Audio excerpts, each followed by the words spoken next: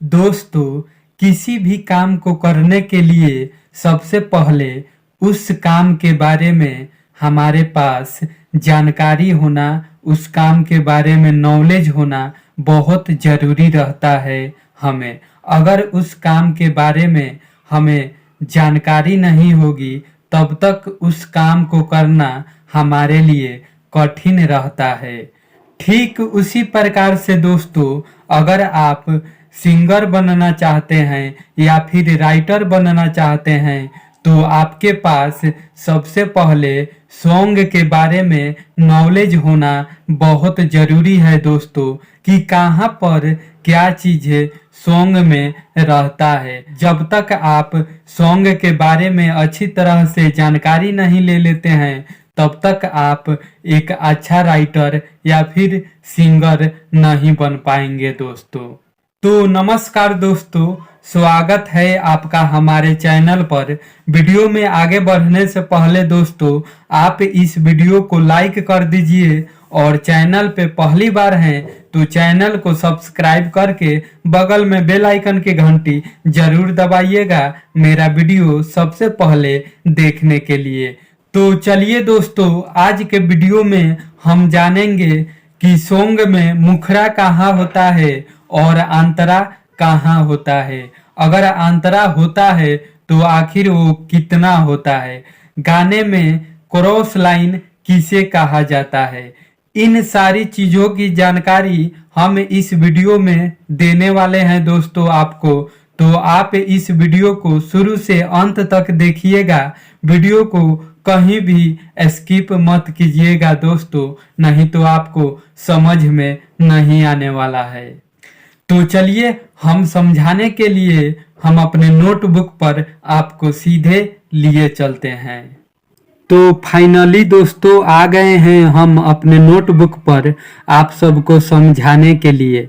और समझाने के लिए आप सबको हमने एक सॉन्ग लिखा है अपने नोटबुक पर खेसारी लाल यादव जी का, जिस सॉन्ग का नाम है ललकी ओढ़निया चटकदार ओढ़नी ओढ़ले बानी। तो दोस्तों कुछ सेकेंड म्यूजिक बजने के बाद स्टार्टिंग पॉइंट में जो गाना गाया जाता है दोस्तों, उसी को हम मुखड़ा बोलते हैं। जी हाँ दोस्तों, उसी को हम मुखड़ा बोलते हैं। तो आप सबका ये मुखड़ा हो गया गाने का दोस्तों, जो स्टार्टिंग पॉइंट में गाया जाता है। जी हाँ दोस्तों, मुखड़ा दोस्तों 2 लाइन का भी होता है, 3 लाइन का भी होता है और 4 लाइन का भी होता है। वो गीत लिखने वालों के ऊपर है कि मुखड़ा वो कितने लाइन में बनाते हैं। जी हाँ दोस्तों, तो आशा करता हूँ आप सबको मुखड़ा समझ में आ गया होगा दोस्तों। इसके बाद से दोस्तों म्यूजिक बजता है कुछ सेकंड तक और उसके बाद फिर से गाना स्टार्ट हो जाता है। जी हाँ दोस्तों, तो कुछ सेकंड म्यूजिक बजने के बाद गाना जब स्टार्ट होता है उसको हम फर्स्ट अंतरा बोलते हैं दोस्तों। जी हाँ दोस्तों, उसको हम फर्स्ट अंतरा बोलते हैं। ये आपका मुखड़ा हो गया है, ये आपका मुखड़ा हो गया है। और ये कुछ सेकंड म्यूजिक बजने के बाद जो गाना फिर से स्टार्ट होता है उसको हम फर्स्ट अंतरा बोलते हैं दोस्तों। तो आशा करता हूँ आप सबको अंतरा भी समझ में आ गया होगा। उसके बाद फिर से दोस्तों कुछ सेकंड म्यूजिक बजता है, फिर म्यूजिक बजने के बाद गाना गाया जाता है, तो उसको भी हम अंतरा ही बोलते हैं दोस्तों। तो ये हो गया हमारा दूसरा अंतरा।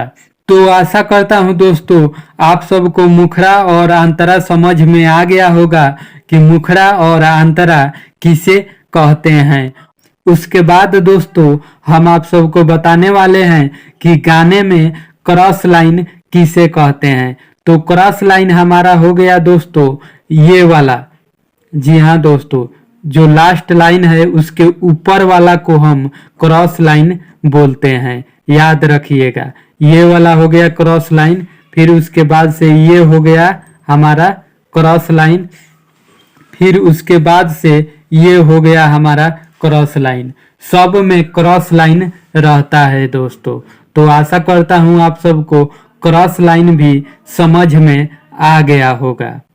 इसके बाद दोस्तों गाने में सिर्फ एक मुखड़ा होता है, याद रखिएगा गाने में सिर्फ एक मुखड़ा होता है और दो अंतरा होता है आजकल के गाने में। जी हाँ दोस्तों, आजकल के गाने में ज्यादातर दो ही अंतरा का गाना होता है।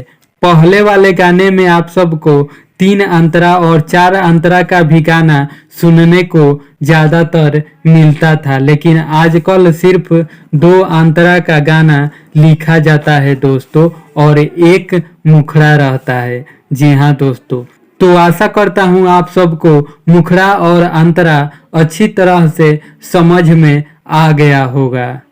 तो कैसा लगा दोस्तों मेरा ये वीडियो, कमेंट करके हमें जरूर बताइएगा।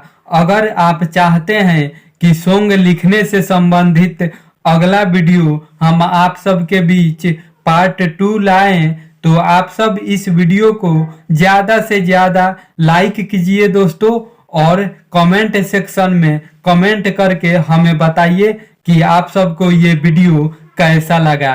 तो मिलते हैं दोस्तों अगले वीडियो में, तब तक के लिए नमस्कार, जय हिंद दोस्तों।